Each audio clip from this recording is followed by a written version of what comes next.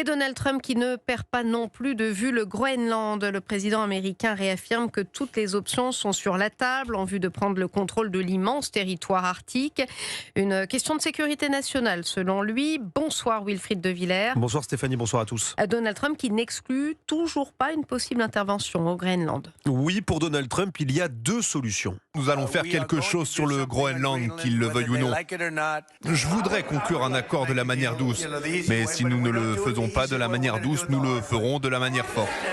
La manière forte, comprendre, contraindre par la force s'il le faut le Groenland et l'UE à lâcher prise. Alors évidemment, le scénario d'une intervention militaire n'est pas à l'ordre du jour. Mais le président américain use de sa rhétorique belliqueuse habituelle désormais comme d'un élément de pression supplémentaire pour ensuite ouvrir les négociations. Reste que pour l'instant, ce dernier fait face à un mur. Du côté du Groenland d'abord, les partis politiques ont répondu à Donald Trump avec un message clair. Nous ne voulons pas être américains. L'avenir du Groenland doit être décidé par le peuple groenlandais. 85% des habitants du territoire arctique rejettent d'ailleurs l'idée d'un rapprochement avec les États-Unis. Quant aux Européens, ils affichent pour l'instant un front uni commun face aux intimidations américaines et rejettent les arguments de Donald Trump concernant les menaces russes et chinoises au Groenland. La première ministre danoise, Mette Frederiksen, demande de nouveau aux États-Unis de mettre fin à leurs menaces.